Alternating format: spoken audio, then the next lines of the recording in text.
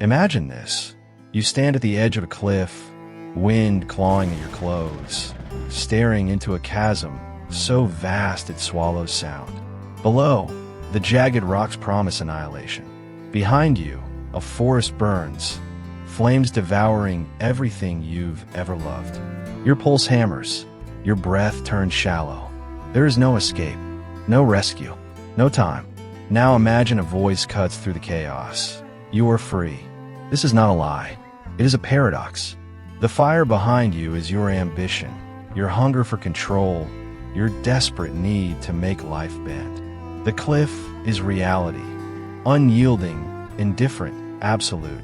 The voice, that is Stoicism, an ancient philosophy that dares to claim that true freedom lies not in dominating the world, but in mastering your judgments about it. That peace is found not by rearranging the chaos, but by seeing the chaos itself as neutral, a blank canvas for your reason. But the contradiction will gut you. Why does the mind rebel against its liberation? Why do we cling to suffering as if it's sacred? You felt this. The relationship you couldn't release, the grudge that fed you, the future you try to strangle into submission. We are addicts of control, hoarding anxieties like heirlooms, bargaining with a universe that does not negotiate. What if your deepest pain isn't caused by the world, but by the stories you whisper about it?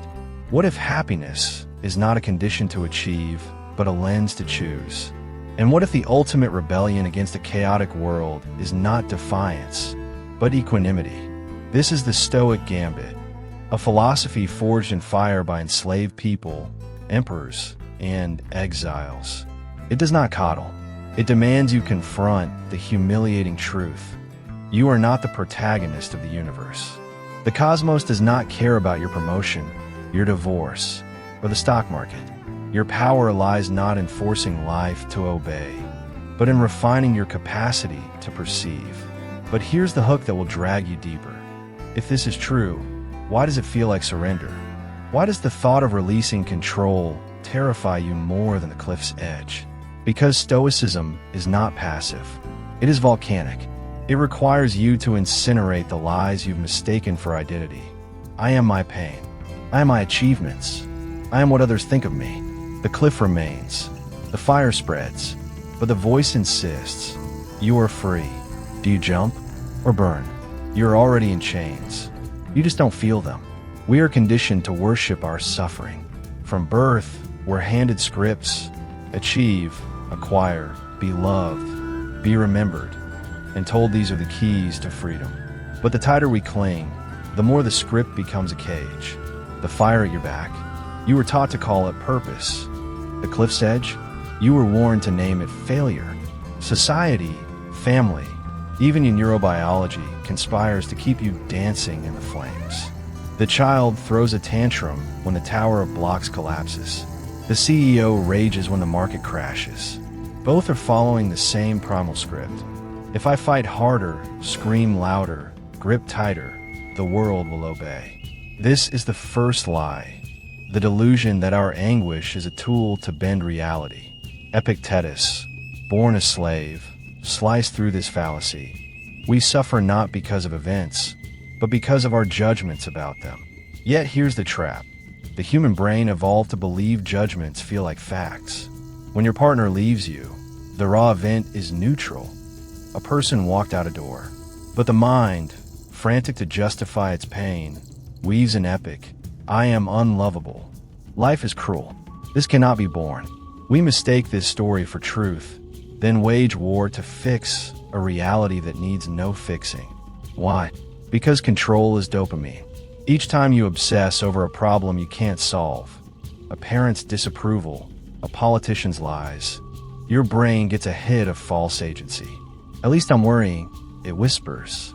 That means I'm doing something.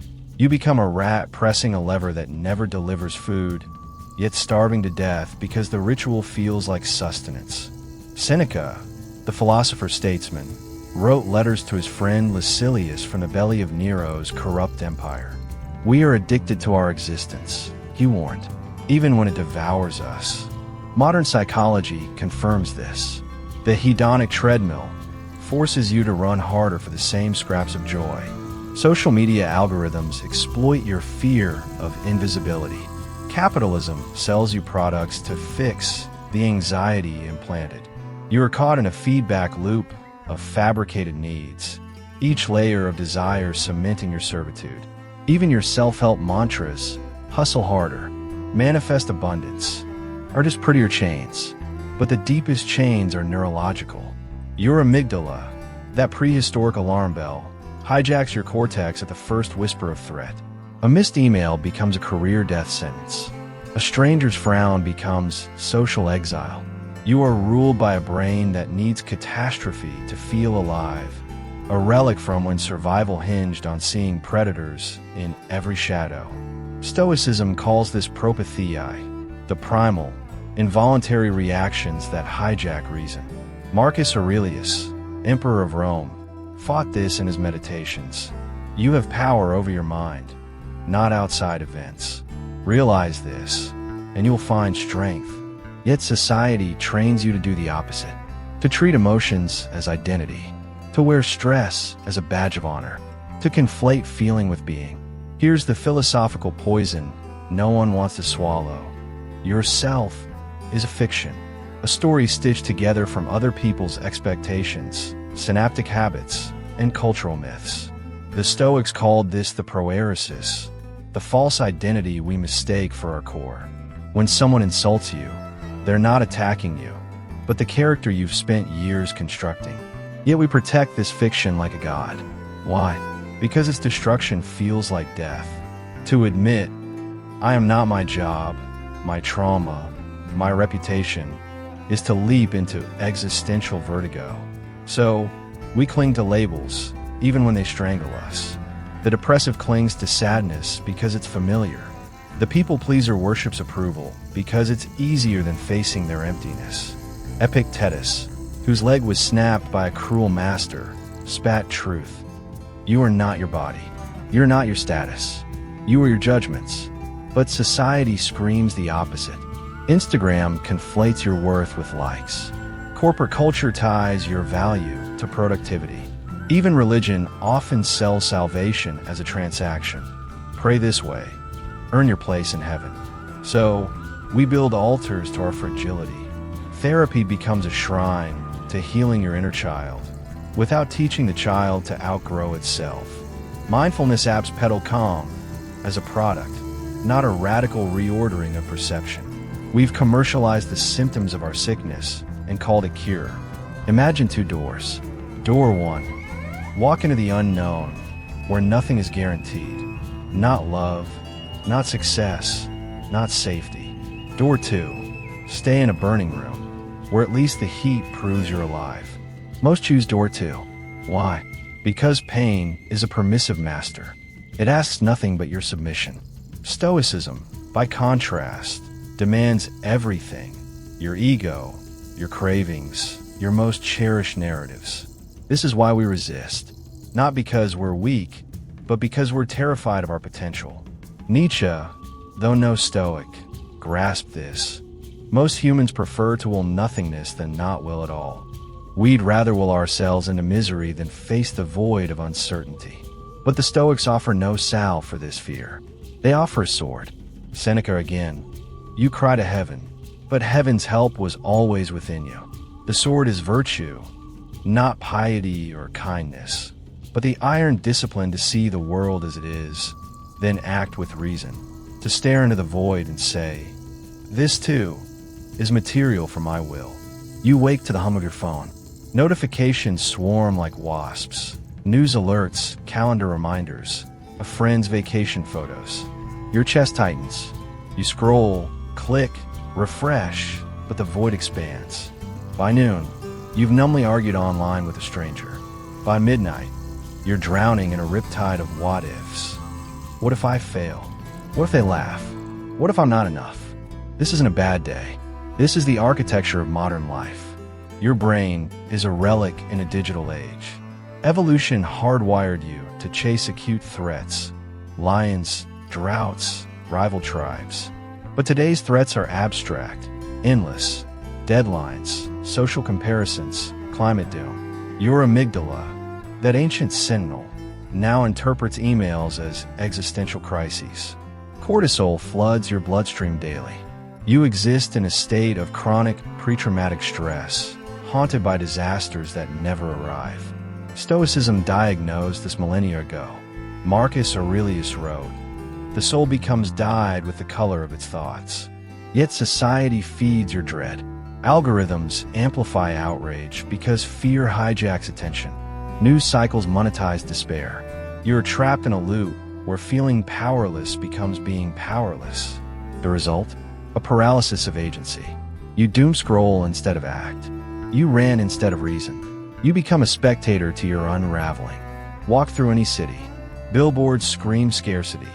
You need thinner thighs, newer gadgets, brighter teeth. Capitalism's engine runs on manufactured discontent. Seneca saw this in Rome's decadence. It is not the man who is too little, but the man who craves more, that is poor. Yet the cult of more has metastasized. Your worth is quantified by productivity metrics and follower counts. You grind to afford lifestyles you don't enjoy, to impress people you don't respect. The planet burns, but you keep consuming. Not because you're selfish, but because you've been conditioned to conflate wanting with living. The Stoic asks, what is truly yours? Not possessions, not status, but your capacity to choose integrity over appetite. Yet society labels this radical, dangerous. Stoicism's decline mirrors democracy's decay. Ancient Stoics preached sympathia, the interconnectedness of all people. Marcus Aurelius ruled an empire but called himself a citizen of the world. Today, tribalism fractures that vision. Social media algorithms carve us into echo chambers. We reduce others to caricatures, projecting our fears onto their faces. The Stoic discipline of withholding judgment is replaced by the dopamine hit of moral superiority. This is a mere conflict.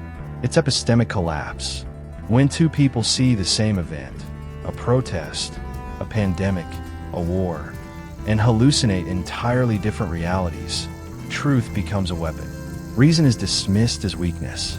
Epictetus's warning goes unheeded. We have 2 ears and 1 mouth, so we can listen twice as much as we speak. You are taught to mortgage the present for the future. Hustle now, live later.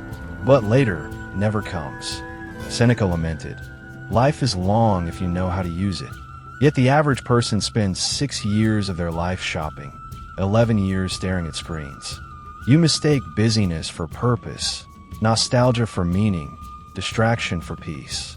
Worse, you've lost the Stoic art of memento mori, remembering death, not as morbid fixation, but as liberation. Death is the lens that sharpens life's focus. Without it, you drift, chasing trivialities, until days blur into a smear of meh. The Stoic asks, if today were your last, would you waste it resenting a coworker, refreshing your inbox? These consequences are not inevitable. They are choices, collective hallucinations we've agreed to call normal. Stoicism is the antidote, but it demands brutal honesty. You conspire in your captivity. Every time you conflate desire with need, outrage with action, fear with identity, you feed the beast. Yet here's the secret the Stoics knew. Systems change when minds change. Marcus Aurelius held absolute power but wrote, "The happiness of your life depends on the quality of your thoughts." Imagine applying that rigor to society, to policy, to educate. Imagine children taught to distinguish circumstance from judgment. Citizens trained to question impulses rather than obey them. The fire is spreading. The cliff remains. But the Stoic doesn't jump or burn.